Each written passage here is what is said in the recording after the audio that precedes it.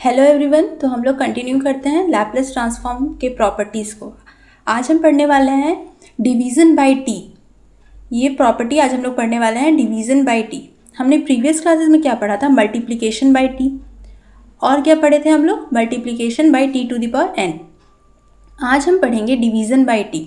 तो division by t का theorem क्या है? देखिए स्टेटमेंट क्या है कि if Laplace transform of f of t is equals to F of P, then हमें प्रूफ क्या करना है कि Laplace transform of f t में, जैसा कि नेम है इस प्रॉपर्टी का डिवीज़न बाय टी, तो हम लैपलेस ट्रांसफॉर्मेशन जो एफ टी का हो रहा था उसमें अगर हम टी को डिवाइड कर दें तो फिर उसका रिजल्ट हमें क्या मिलेगा? Integration p to infinite f p d p provided the integral exist. तो आपको याद होगा जब हम लैपलेस ट्रांसफॉर्म एफ टी में टी को मल्टीप्लाई कर रहे थे, जब हम मल्टीप्लिकेशन प्रॉपर्टी पढ़ रहे थे, मल्टीप्लिकेशन बाय टी प्रॉपर्टी पढ़ रहे थे, तो हमारा रिजल्ट क्या आ रहा था? यहाँ पर डिफ्रेंशिएशन आ रहा था, minus differentiation of f p, ये आ रहा था ना। और जब डिवीज़न करेंगे, डिवीज़न प्रॉपर्टी में क्या है कि अगर टी को डिवाइड कर दे तो यहाँ पर क्या आ जाएगा? इंटीग्रेशन। तो ऐसे भी आप याद रख सकते हैं। तो चलिए इसका प्रूफ देखते हैं। तो प्रूफ स्टार्ट करते हैं कि हमें गिवन क्या है। Laplace transform of f t is equals to f p, ये हमें गिवन है, तो इसे हमने लिख दिया। तो अगर Laplace transform of f p है तो f p is equals to Laplace transform of f t होगा, और f t Laplace transform of f of t कहने का मतलब क्या है? Integration zero to infinite e to the power minus P t f of T D t. ये तो by definition of Laplace transform हम कह सकते हैं। ठीक, अब चलिए नेक्स्ट स्टेप देखते हैं। अब हमें क्या करना है? देखिए अब हमें करना है इंटीग्रेशन एफ ऑफ पी का भी, और जो हमारा राइट हैंड साइड में जो है उसे भी। ठीक, देखिए क्या कर रहे हैं? Integrating both side with respect to p from p to कहाँ? इनफाइनाइट तक। तो हमें क्या मिलेगा? अब देखिए दोनों साइड इंटीग्रेशन करना है। एफ ऑफ पी का इंटीग्रेशन पी टू इनफाइनाइट, और इस साइड भी पी टू इनफाइनाइट इंटीग्रेशन करना था RHS में। और पहले से हमें क्या था? हमारे पास क्या था? Integration zero to infinite e to the power minus P t f of T D T. और देखिए ये था, और हमें इंटीग्रेशन करना किसके रिस्पेक्ट में है? पी के रिस्पेक्ट में है। तो हमने लिख दिया यहाँ पर इंटीग्रेशन क्या था? पी टू इनफाइनाइट, और यहाँ पर डी पी। अब देखिए अब हमें क्या करना है कि interchanging the order of integration in the repeated integrals as a p and t are independent variables we have. अब हम क्या करेंगे कि जो हमारा इंटीग्रेशन है ना, क्या है? यहाँ पर है, देखिए यहाँ पर है E to the power minus P T, यहाँ पर F of T D T, और हमें इंटीग्रेशन करना किस में है? Integration zero to infinite. तो अब हम क्या करेंगे? पी और टी वाले टर्म को इंटरचेंज कर देंगे। तो हम क्या करेंगे? ये वाला इंटीग्रेशन यहाँ लगाएंगे और ये वाला इंटीग्रेशन को बाहर कर देंगे। तो क्या हो जाएगा? ये p जो है ये अंदर आ जाएगा, और ये जो dt क्या है बाहर चला जाएगा। तो वही हमने किया है। देखिए क्या किए हैं हम? इंटीग्रेशन p टू इनफाइनाइट को किए हैं अंदर e to the power minus P T और f ऑफ t के साथ, और dp आया है इस वाले टर्म के साथ। उसके बाद ये जो हम कर रहे थे, जब हमने इंटीग्रेशन p टू इनफाइनाइट को इसके अंदर किया, तो ये वाला इंटीग्रेशन जीरो टू इनफाइनाइट जो है वो बाहर आ जाएगा, इंटरचेंज हो जाएगा ये दोनों ही। तो ये किसके साथ आ जाएगा? dt के साथ। तो चलिए उसके बाद क्या होगा? इंटीग्रेशन लेफ्ट हैंड साइड तो वही रहेगा, integration p to infinite f of p d, और इस साइड क्या कर रहे हैं हम लोग?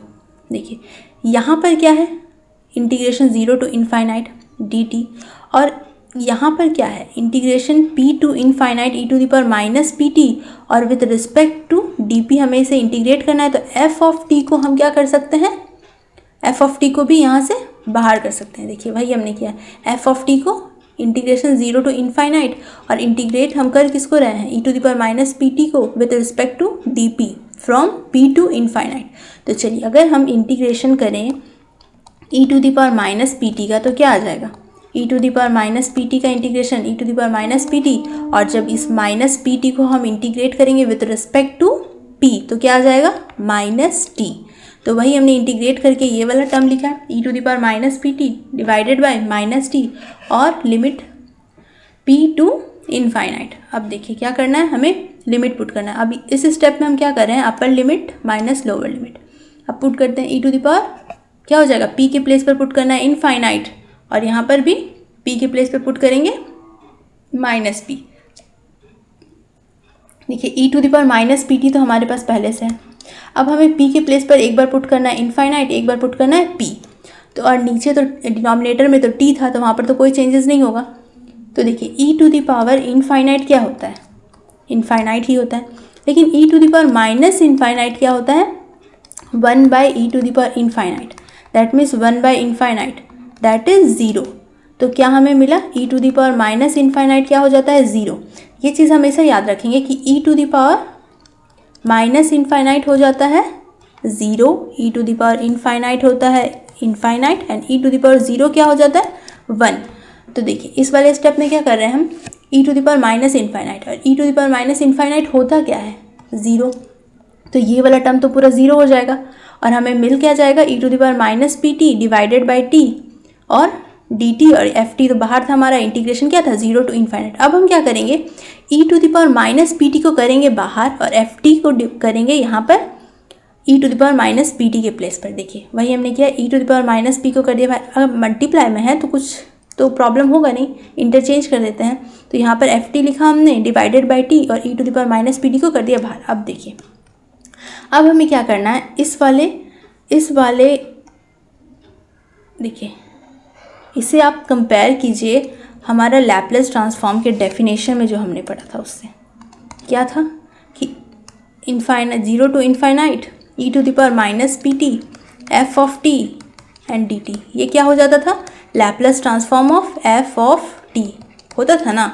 तो देखिए यहाँ पर इंटीग्रेशन 0 टू इनफाइनाइट यहाँ पर भी है, फिर e to the power minus P T यहाँ पर भी है, और एफ टी के प्लेस पर क्या है, F of t divided by T. तो हम इसे क्या लिख सकते हैं, Laplace transform of f of t divided by T लिख सकते हैं।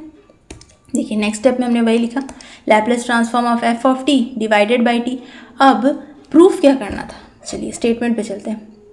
प्रूफ करना था कि अगर Laplace transformation of f t में हम डिवाइड कर दे टी से, तो हमारा रिजल्ट जो है वो आ जाएगा integration p to infinite f of p d p.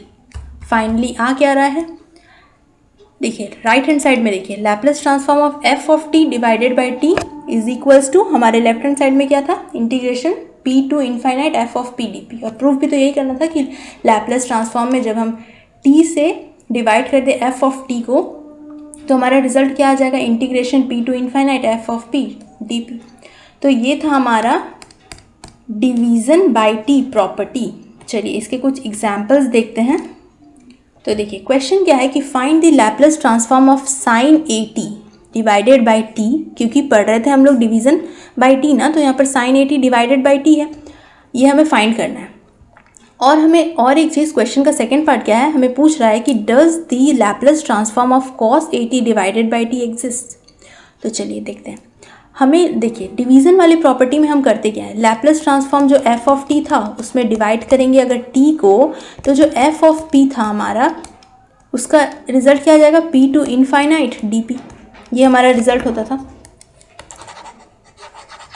तो देखिए हमें क्या पता है कि हम अभी तुरंत पढ़ के आ रहे हैं ना property, Laplace transform of f of T में अगर टी को डिवाइड कर दे हम, तो हमारा रिजल्ट हो जाएगा integration p to infinite f of p d p. ये तो हम, तो अब देखिए अब हमें करना क्या है यहाँ पर, since Laplace transform of sine a T का लैपलेस ट्रांसफॉर्म हम लोग पढ़ते आ रहे हैं कि क्या होता है, a divided by p square plus a square. तो वही हमने यहाँ पर लिखा कि Laplace transform of sine a t जो है उसका रिजल्ट, ये तो एलिमेंट्री फंक्शन था ना, तो इसका रिजल्ट क्या मिला था हमें कि a divided by p square plus a square.